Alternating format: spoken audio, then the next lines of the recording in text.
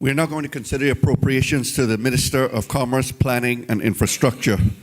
Those appropriations are found on page 19 and 20 of the appropriation financial years 2018-19 Bill 2017. We'll kick things off with PAH 1, Advice and Support to the Minister of Commerce, Planning and Infrastructure, $2,587,807 in 2018 and $2,616,543 in 2019. Are there any questions? Member for Newlands. Thank you, Mr. Chairman. I just noticed that there's a sizable increase in this appropriation. Just want to know if there's a reason why.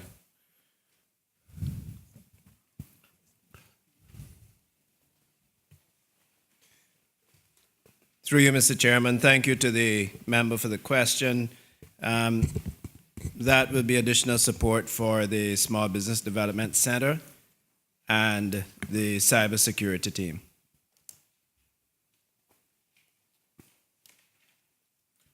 Thank you, Mr. Chairman. Through you, what can we get some details on the work of the cybersecurity team? What will that will involve?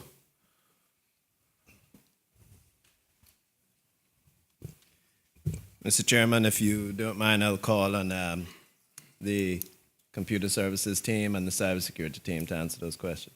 Okay. As each of you, if you speak, please state your name and your position for the record. Mr. Chairman, Simon Spears, Director of Computer Services. Mr. Chairman, Billy Pennington, Strategic Advisor for e-Government.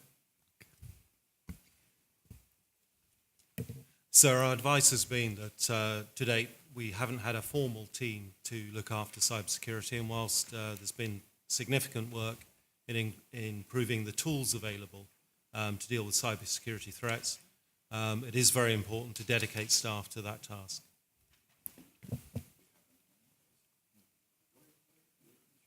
So, just following up, Mr. Chairman, the work that's going to be done, I mean, what is the scope of the work? What sort of technologies will be involved? Is it just software and so on that's being upgraded, or is it new technology that's being introduced? I know you can't give great detail for security purposes, but... In essence, best practice is to have somebody formally appointed to run that team, clearly, and also a security incident and event management team, a data protection role, and also security operations center. It's all very well having the logs coming in, identifying that there are threats, but somebody has to analyze what's a real threat, what needs responding to, in what order, and it takes manpower. Okay. Will this work include also looking at disaster recovery, disaster prevention, or will this be focused primarily on just data security? Mr. Chairman, it goes without saying that we will, of course, roll those teams in with my teams in the Computer Services Department. It is an output of ours to respond to any business continuity outage and get the systems back up as quickly as possible. More often than ever before, as you'll be aware, the cause of outages is cybersecurity attack.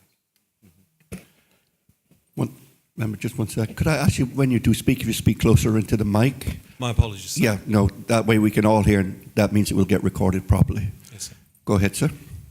Thank you, Mr. Chairman.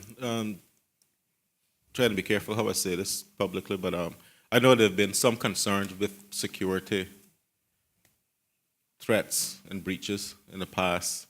I'm assuming that those prior to getting this funding have been dealt with.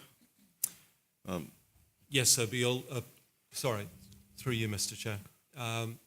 You'll appreciate that that threat is exponential.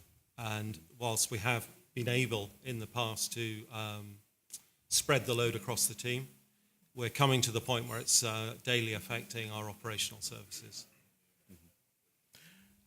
And I think one more from me, Mr. Chairman. How much of this work is going to involve working with partners with government. So, private sector companies who may share information, share data. How far is your reach? Are you able to influence their security practices? And So we do now have a pan-government, so including the authorities. A number of the authorities are very advanced in their threat detection and response. Clearly, we share that information and intelligence within government. The partners, the vendor partners across the island are very proactive. In fact, there was recently the first cybersecurity technology exposition laid on by the vendor community, which we attended, of course. And we do work closely with them. They're the suppliers. We're getting the technology from them and the professional services to bring capital purchases live. It's now really running them ourselves effectively that we're asking for the appropriation. okay, and thank you, and Mr. Chairman. Just one more: how much of this is going to involve training and retraining on best practice, making sure employees understand that simple things like plugging a USB drive into your computer could be a security threat? Are you going to put programs in place to improve in that area as well? Mr. Chairman, I should defer to Billy Pennington on that. He's running that training.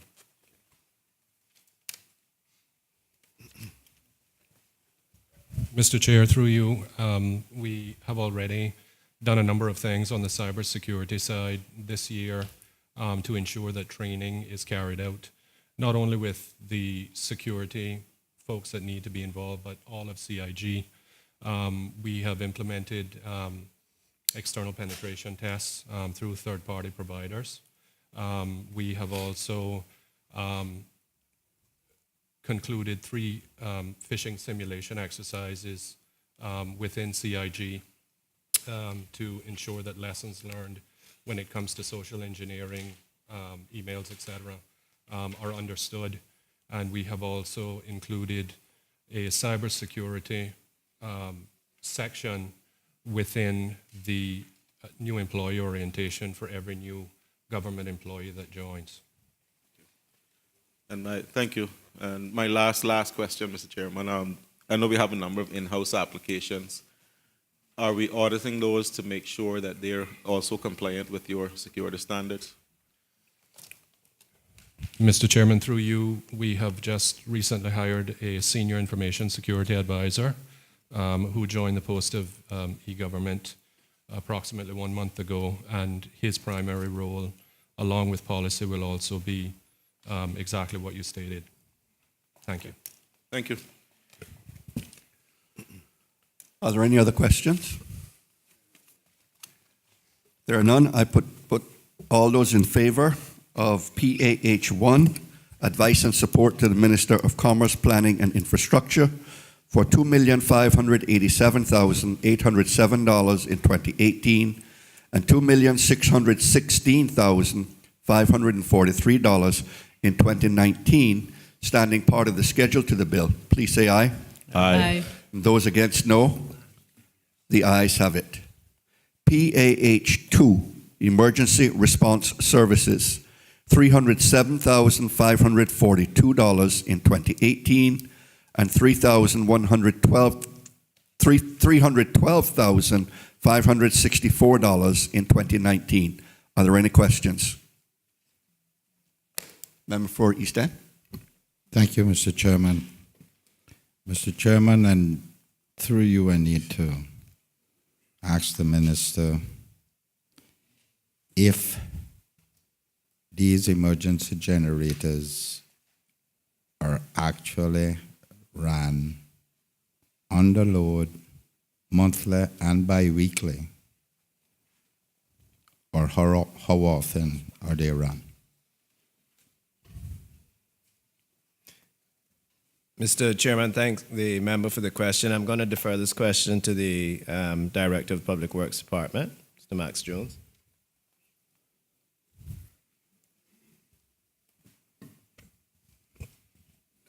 Through you, Mr. Chair, in our SLA, Oh, I'm sorry. Max Jones, Director of Public Works.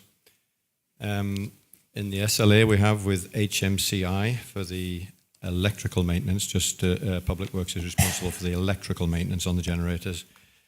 The generators are to be run every 3 months. I can confirm we've just completed a run, and all of the generators that PWD is responsible for were run for 3 hours under load. That was within the last 2 weeks.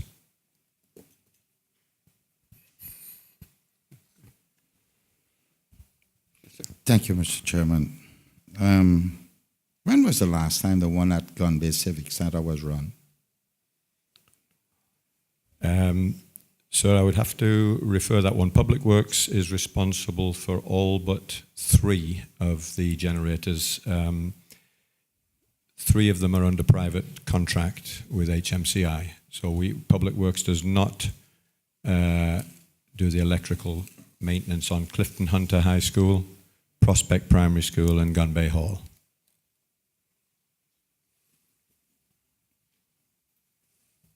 What happened to the promise that they were all going out to private sector under the preparedness people? What are they? McClara, Frederick, the hazard management. So I can't speak for HMCI. All I can say is that Public Works has an SLA with hazard management to maintain all of the generators, the electrical maintenance of all the generators except those that I stated.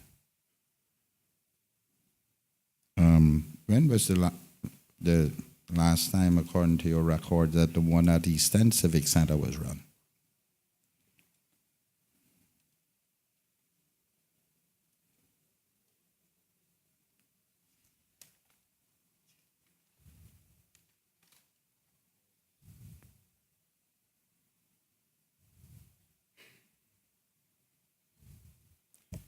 I have the inspection checklist signed off here, and it was run on the 31st of October 2017.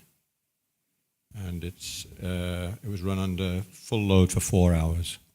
That was the exact day that the minister and I were there. That's what my checklist is saying. Yeah. We were there on 31st of October. No, Oh, just last week. no, we were there September. But September? Yeah. Was it September? 6th of September, yeah. 6th of September. Somewhere around there. yeah, I have a signature from the technician and from the supervisor that it was run under load for 4 hours on the 31st of October. We were there on the 6th, we said? 31st of October, it was run for 4 hours, and I've got the signed inspection list here from the technician and the supervisor. Okay, maybe the time I got mixed up, but the minister and I were there recently. Whether that was the 6th of October or the end of September, doesn't matter, it was somewhere in that region. And I had to comment to the minister the condition that generator was in. Can you tell me when the last time it was properly serviced? We're talking from electrical service, yeah? Electrical Yeah. and mechanical. Well, it was serviced a week or 2 before that. I don't have the exact date of that.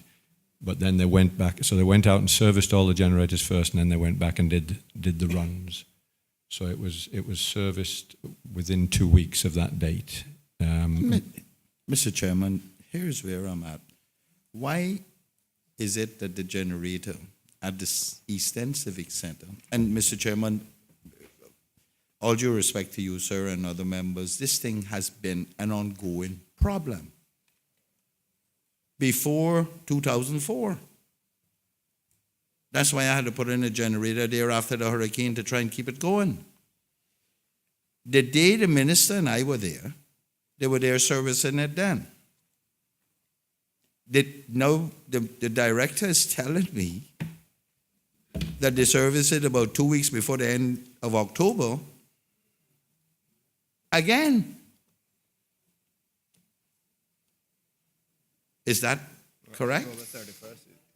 So I may have the date wrong on that, because what happened, I got the inspection checklist to review and it did not have a date on when they did the actual service.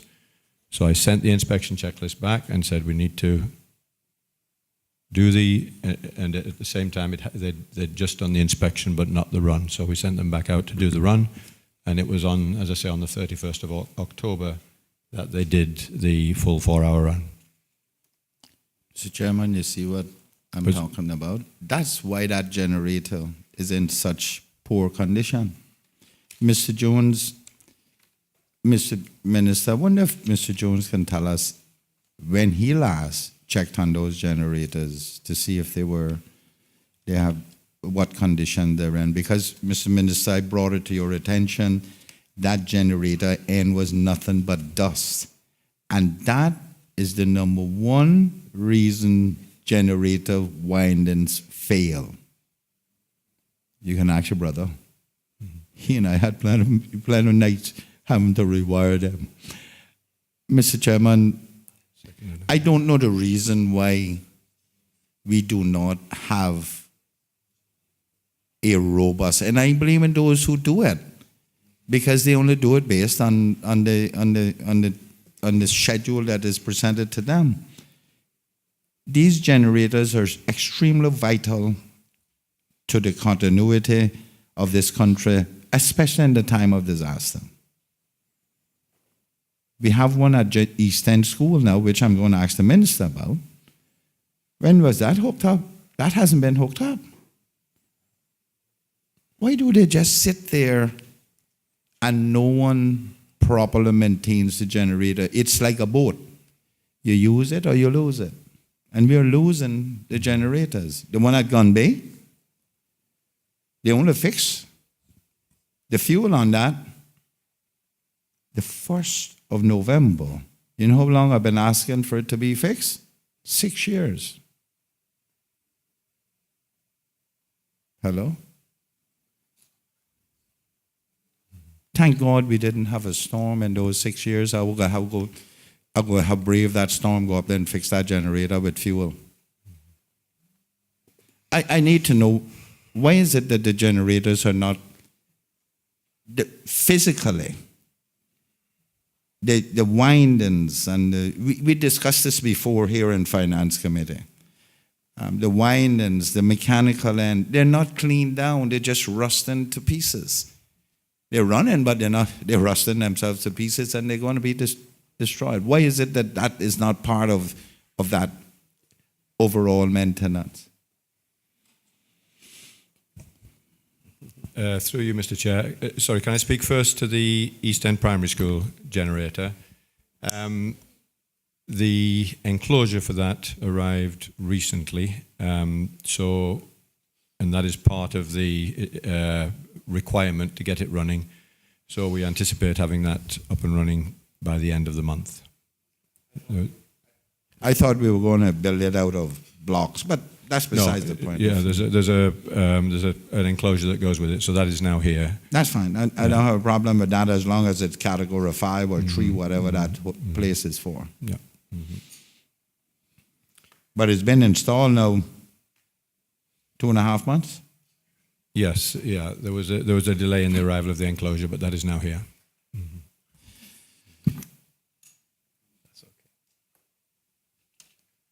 Excuse me, Mr. Chairman. I might add something. Alan Jones, Chief Officer for the Ministry of Commerce. Just to give some more background to the members' query. DVES actually do the mechanical maintenance. Public Works do the electrical. DVS check the generator every month, and it is serviced every quarter. The last time they serviced it was on October the 6th, which was the same date that you visited with the Minister. I would also go on to say, having spoken with the Deputy Director, your points regarding the washing down of some of the components is noted. It is something that they haven't been regularly doing, But your points are well noted, sir, and it will be added to their maintenance schedule going forward. So thank you for that comment. Thank you very much. I appreciate that. And he from East End, he like to have go there and hurricane. There are no further questions. But no. Go ahead. We need to find out about the electrical end. There are two components to a generator, mechanical and electrical. And mechanical run, but if the electrical ain't putting out and it burn up, then we don't have a generator. Please ask your questions. I already did. Why aren't we doing the maintenance? So you're waiting for an answer from him. Okay. Thought there was other. Sorry, could you repeat that question, please? Oh, The the same one I asked them, why aren't both of those the ends of that generator, the electrical end and the mechanical end, not given thorough inspections, maintenance? The electrical end more important because of the dust that I saw there, which I brought to the minister's attention, and that is the thing that causes generators to fail. Why aren't we doing that? Why aren't we pulling the ends off and cleaning those generators every little while? Sir, I will look into that, and we will have something put onto the generator checklist about cleaning those ends. I can't say exactly why that is not being done at the moment. I will look into that and make sure it's done. Okay.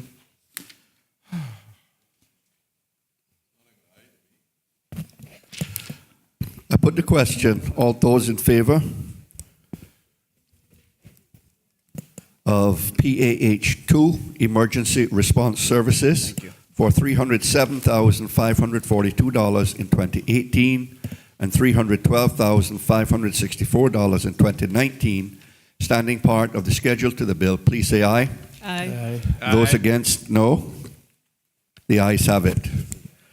PAH4, Management of Public Recreational Facilities and Cemeteries, $1,570,960 in 2018 and $1,741,733 in 2019. Are there any questions?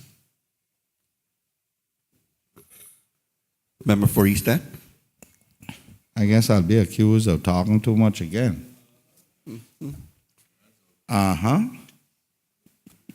Mr. Chairman,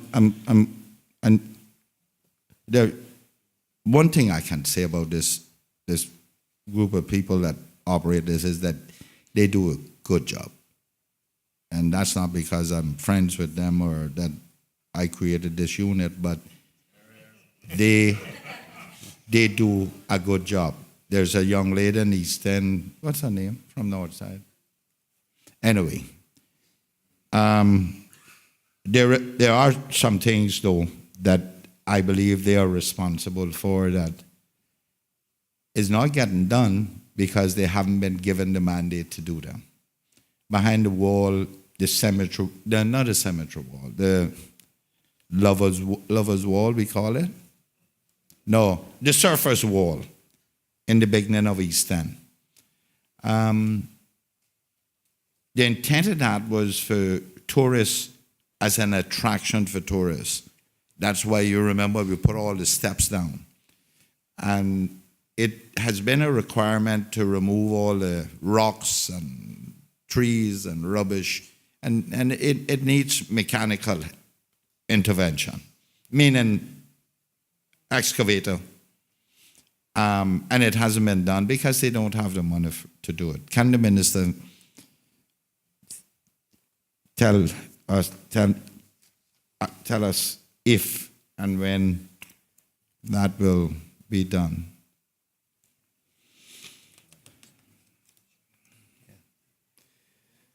Mr. Chairman, thank the member for pointing that out. As the member knows, I will certainly address it and ensure that we can have it added to the schedule to be done, sir. Notice the one that crosses all borders. And you know, when you cross borders, you get yourself in trouble. Digging out of those ramps, we got approval from Cabinet, many years ago in perpetuity for digging out the ramps, right? Just cleaning them out. However, we have Gun Bay and we have Frank Sound that requires deepening. The one in East End, we did that 3 years ago maybe, and that caused nothing but controversy with these cross-border things. Can the minister help us with getting these two ramps dug out? That is Gun Bay, it needs to be deepened, and the one at Frank Sound as well.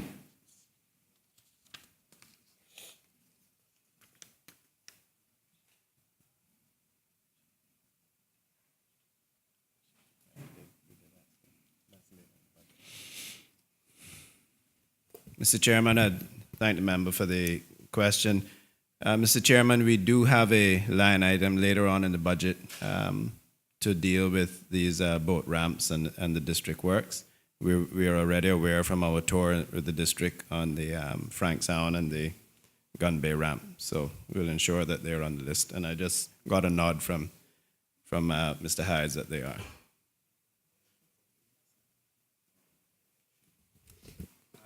Mr. Chairman, staying on the cross-border, and it falls on the recreation parks as well, is the clearing of turtle grass. I know that one is going to raise some real problems. However, I promise you the one in East End, down by Robert Whitehall, you're not going to worry about that one. I dig that out myself as soon as low tide comes, so the public knows. So whoever that affects in the cross-border, they can be there when low tide comes. I dig it out myself. But the one at Collier's Public Beach, that is one of the most frequented beaches in this country by tourists, I must tell you. Because it's so close in proximity to Moritz and the reef, and the people walk down the beach and they stay right under there and they picnic and what have you. And a lot of locals as well frequent that beach. But the water it needs to be dug out. And it's rock bottom, really. The grass is probably only a foot thick, maybe. And then it's rock. But we need to dig it out. I know nobody don't want to go at that cross border about digging out, you see. The only reason I can't get that one, I don't have any dynamite. Mr. Chair. Yes, please proceed. Through you, Mr. Chair, Minister, not sure if this is the section that you asked this question under, but it's in regards to stormwater management. Is this the section?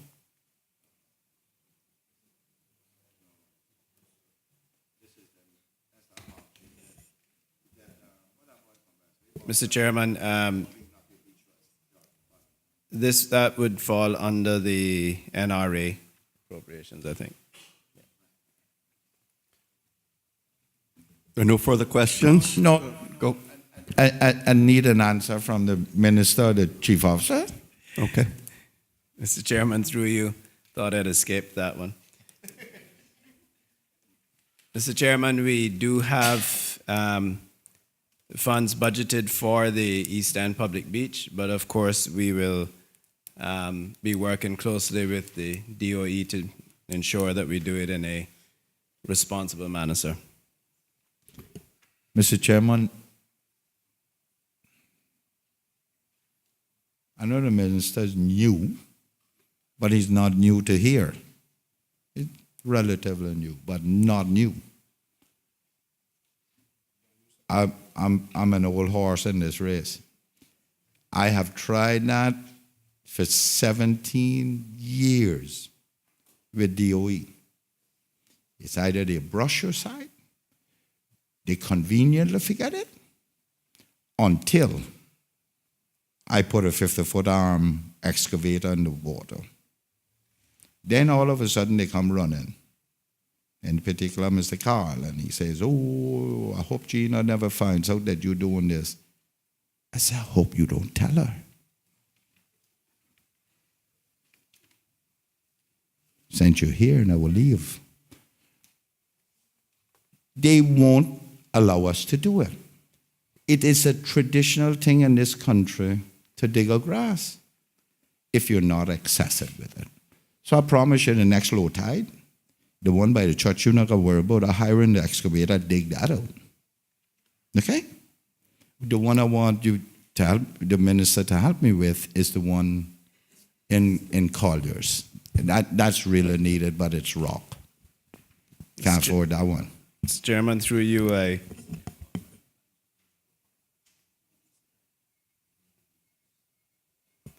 Mr. Chairman, through you, sir, I give the member my commitment that we will follow up with that and ensure that we get some responses and the cooperation of the DOE on the project, sir.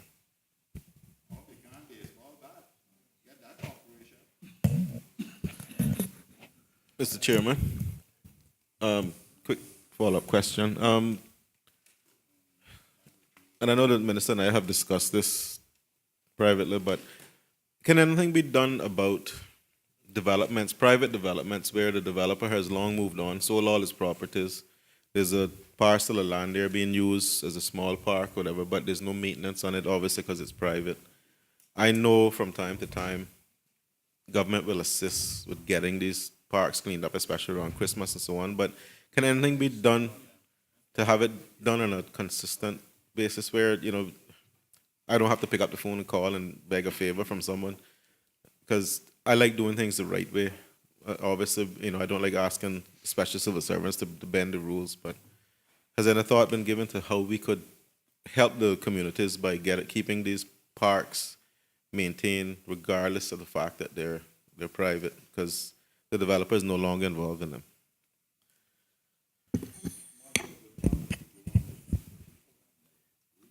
Mr. Chairman, through you, sir, that is a very difficult one because there are so many of these little areas that are not necessarily designated as public parks under our under the Parks and Recreations remit. One of the things that we could possibly do, Mr. Chairman, is to work along with the representatives and perhaps try to coordinate some partnerships with some of either the community groups or the service clubs that often reach out from time to time that are looking for hands-on projects. These, you know, perhaps if we could get these identified to us, we could try and work in cooperation with the service clubs.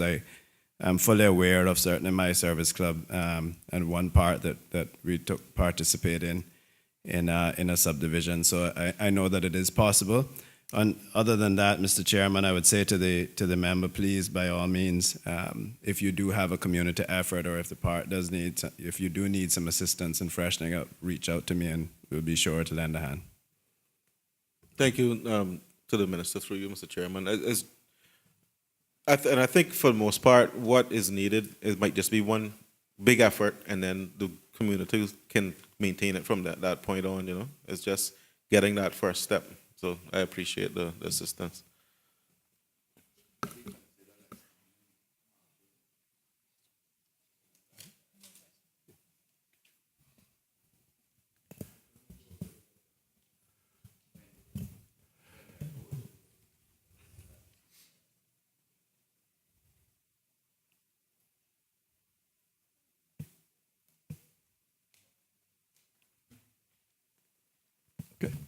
There are no further questions. All those in favor of PAH4, Management of Public Recreational Facilities and Cemeteries, $1,570,960 in 2018 and $1,741,733 in 2019, standing part of the schedule to the bill, please say aye. Aye. And those against, no. The ayes have it. PAH8, Management of Special Projects, $2,338,805 in 2018 and $2,586,736 in 2019. Are there any questions? Member for East End?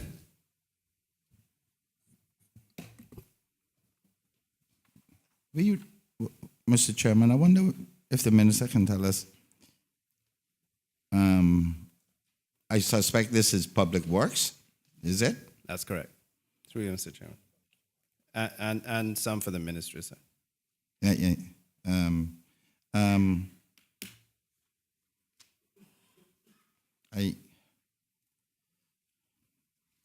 I guess Public Works.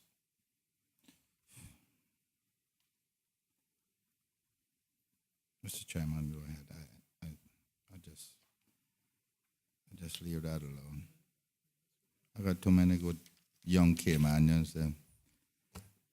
And I go AWOL.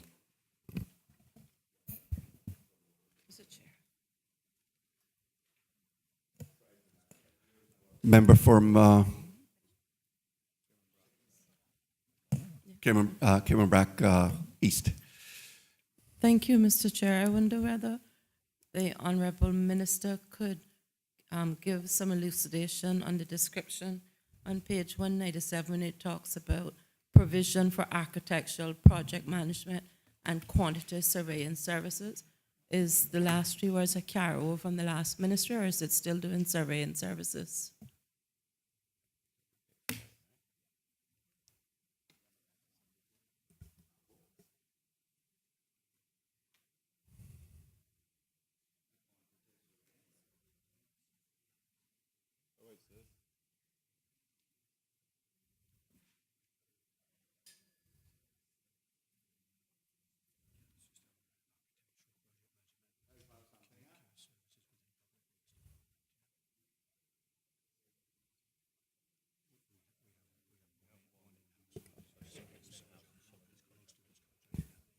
Mr. Chairman, I thank the member for the question. It is for contracting out architecture and for the architectural services and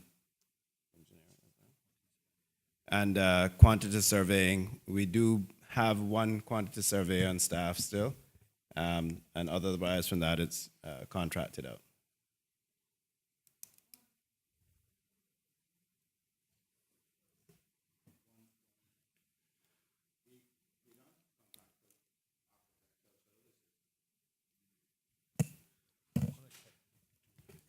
Mr. Chairman, just because now this is opening up a whole new branch of thorns. Mr. Chairman, through you, Max Jones, Director of Public Works. Public Works has an in-house architectural project management and quantity surveying service in terms of staffing.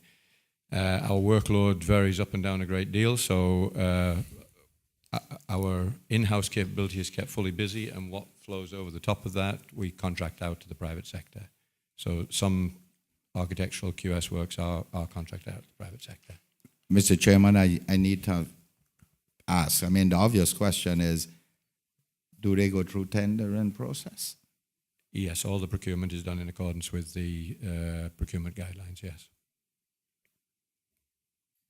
Okay. And I always thought that Public Works was, because we got some good young men up there. I mean, the one with the hair wine up, what his name is, Evans, and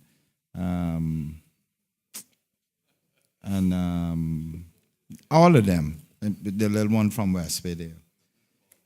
I'm not responsible for their name, you know, the parents are responsible for that. They gave it to them. I used the description.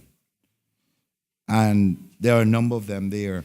And I always thought that we didn't go at big projects. Absolutely not. It was always the government projects of addition and single story or two-story and that kind of stuff, because we didn't have the capacity, the capability of doing higher because we don't have We're not big enough, the yeah. necessary tools to do it.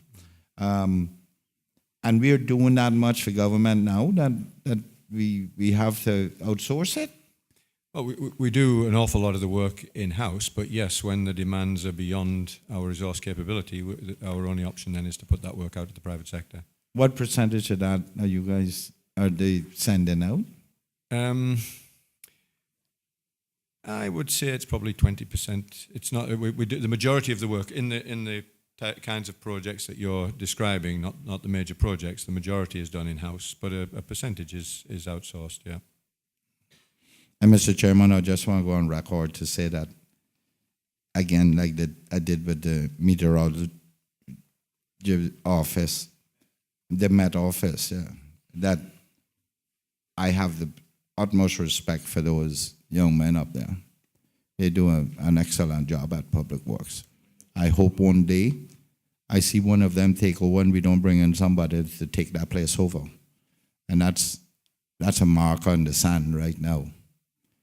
Those kids, and I don't want to call them kids, they're big grown men with children and family, but they're younger than I am, and they have a young lady there as well, a couple young ladies, don't you?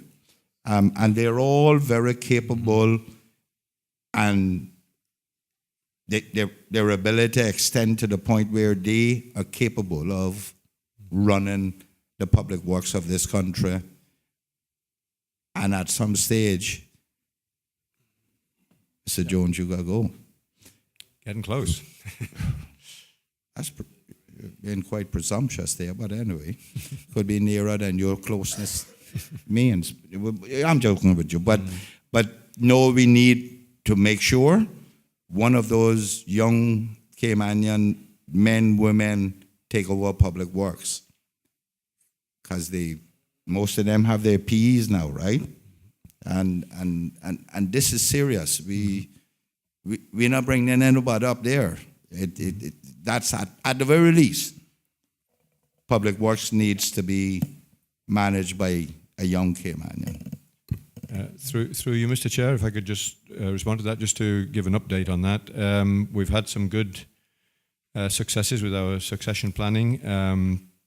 Nyasha Brady, who was a project manager fairly recently, spent quite a bit of time within the major projects office, has gained great experience. She was recently promoted to senior project manager.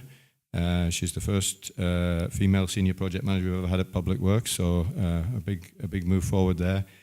Both Nyasha and Sean Evans are on succession plans and almost completing sessions now, leading towards deputy director post.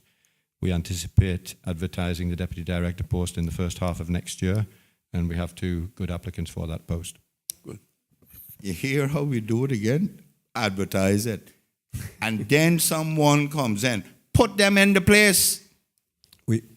So just to clarify, our intention would just be to advertise internally, which is what we must do in accordance with regulation. Well, you can go across one of them desks and tell them that they're going there. Enough advertisement. And put the other one deputy or something, under the deputy or the 2 them parallel in something. That encourages them, because Sean Evans been acting now since Christ been on Riviera Beach. And he got his PE, it's not PE though, what's it? He got his professional AIA's architectural AIA. qualification, yeah. Come on. There's no need to advertise this thing. Use one in one spot and the other one in the other spot. Encourage the other young Caymanians to come in there. And the one from West Bay, that his father was the police. Lumsden. Excuse me, sir, Mr. Chairman, if I just may interject very quickly. 2 points, sir. I can confirm that the Ministry and the Public Works Department have worked very, very hard on a workable succession plan in relation to getting Caymanians into the most senior posts in Public Works. One thing I would ask for, with respect, Mr. Chairman, is I'm not sure it's quite appropriate for us to be talking about individuals in this forum. It's an HR matter, and whilst we're happy to talk about succession plan in general, it's probably unfair on those people and on other people in the Public Works Department to be talking about individuals. Lastly, sir, I would just say that in relation to your point about appointing people straight into the post, that is an issue that has been discussed within the civil service, but it is something that ultimately has to be addressed by the Deputy Governor, sir. Mr. Chair. With due respect, though, I said that I wanted to see some of the young Caymanians promoted and eventually take over. I didn't identify those, with due respect. You need to deal with your twin brother about that. It's him telling me to say so here. But I know I want to see at least them promoted. That's my only concern, to eventually take the top tier within Public Works. That's all I'm concerned about. Which one gets there? It's not my business. How we get them there? Forget about the deputy governor. This thing about advertisement, that needs to stop. We got the people. We don't need somebody coming in who's retired and got more experience than them, and then we use that as an excuse, put them in spot. That's my concern. Mr. Chair? Member for West Bay. Member West Bay had it before me. Mr. Speaker, through you to the Director for Public Works. How long have you been there, sir? Through you, Mr. Chair, I've been at Public Works for 35 years now. And how many years have you been Director, sir? Probably about 11. Okay, sir. And I just heard you say that 2 people were being, what was it, deputies? Was it 2 deputy posts that were being succession planning? No, there's one deputy post next year to be filled, yeah? Okay, and you'd retired and they brought you back. Is that correct, sir? I retired at 60. They brought me back for 1 year, and then the retirement age changed to 65. Oh, my God. That kills everything. Thank you, sir. I put the question. Mr. Chair, I want to just highlight one particular point and ask the question as well. Firstly, what is the timeline for the succession planning? And we must be mindful that regardless of his accent, the man who's speaking right now on behalf of the Public Works Department is a Caymanian now. And we have to remember, though they may not be what we call grassroots Caymanians, a Caymanian is a Caymanian. So be mindful in respect to how we respond that, because I can only imagine how he feels at this moment in respect to his embrace to the Cayman Islands. He's contributed a lot, and to replace him with the Caymanian as if to say he's not. I understand the youthful perspective of things in respect to bringing up new Caymanians, younger ones to take the post. But let's be mindful about that. My question is simply this: when is the timeline for the succession plan?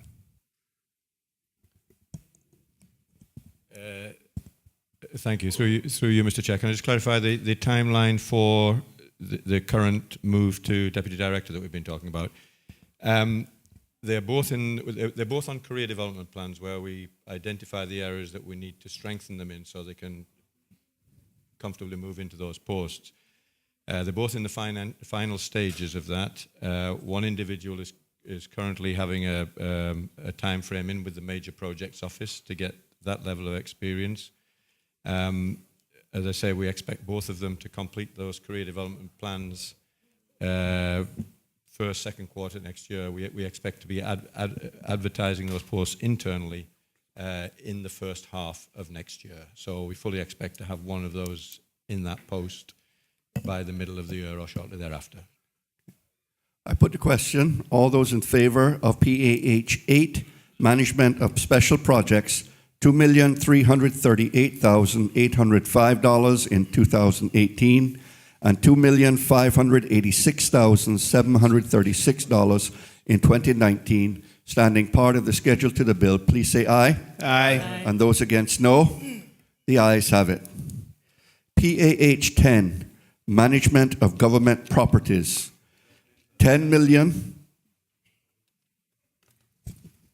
$10,673,768 in 2018, and $10,811,511 in 2019.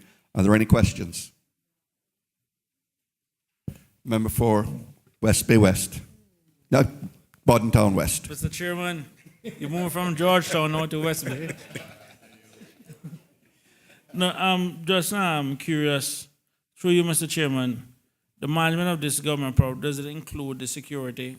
Is security included in this, or this is just pure, just facilities and maintenance?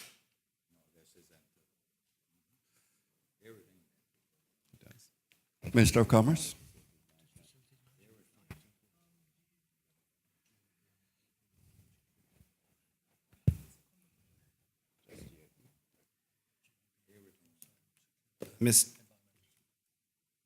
Thank you, Mr. Chairman. Through you, thank the member for the question. Yes, this does include the security at the Government Administration Building and at the Environmental Building.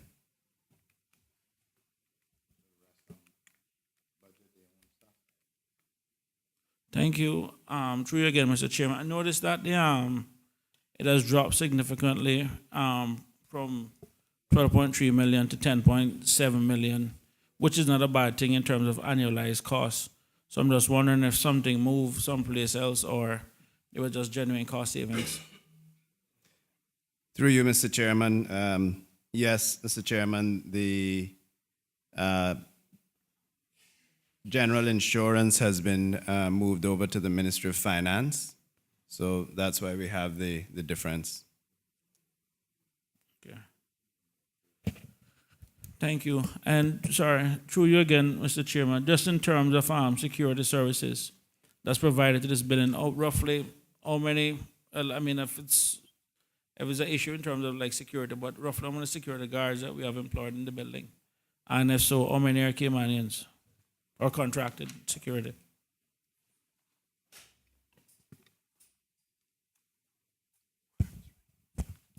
Thank you, Mr. Chairman. Through you, I'm going to have the Director of Facilities Management, Mr. Troy Worms, address the questions.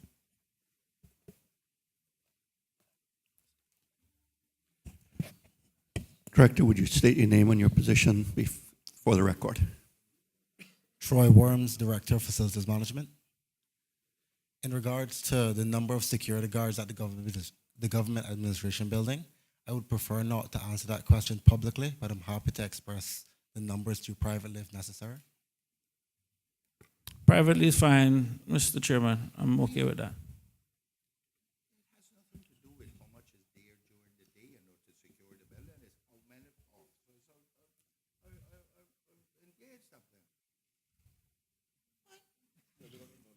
No.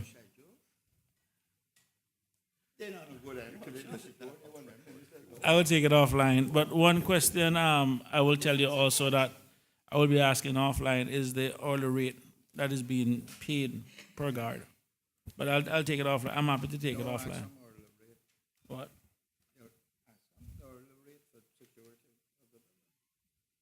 I don't say they're competent. I don't speak of their competence. Okay, through you, Minister, what's the hourly rate that's being paid per guard? Through you, Mr. Chair, the current hourly contracted rate for supervisors is about $13 an hour, and for the typical security guard is $11 an hour, sir. Okay. Thank you, Mr. Chairman.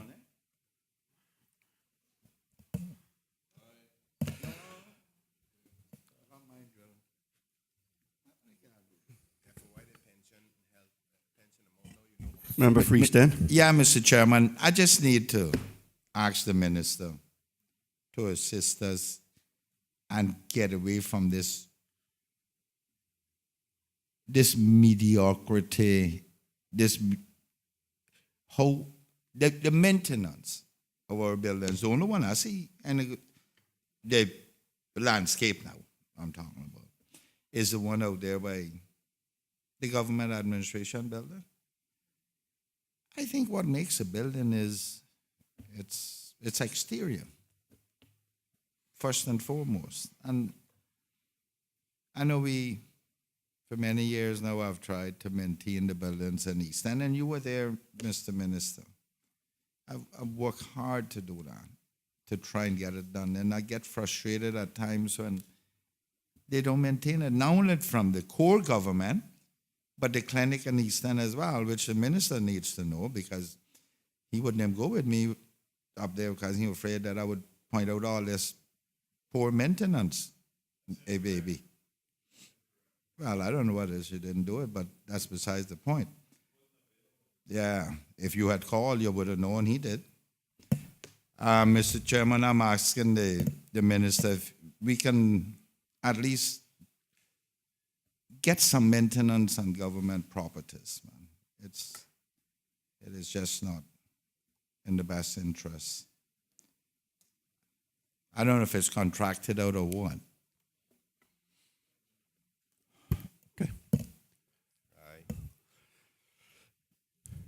All those in favor of PAH? Mr. Chairman, just making sure I'm asking this question in the right place. In terms of adopting solar power on our government buildings, have we made any progress in assessing which buildings would be suitable and where this can be done?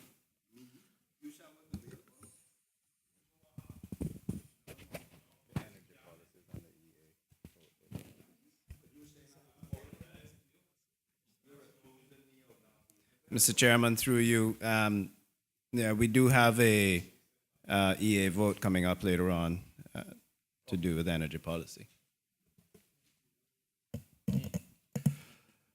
All those in favor of PAH 10, management of government properties for $10,673,768 in 2018 and $10,811,511 in 2019, standing part of the schedule to the bill, please say aye. Aye. Aye. And those against, no.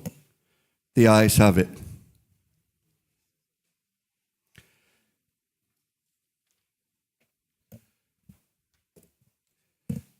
Members of the committee, I think it probably is a very convenient time for us now to take the evening break.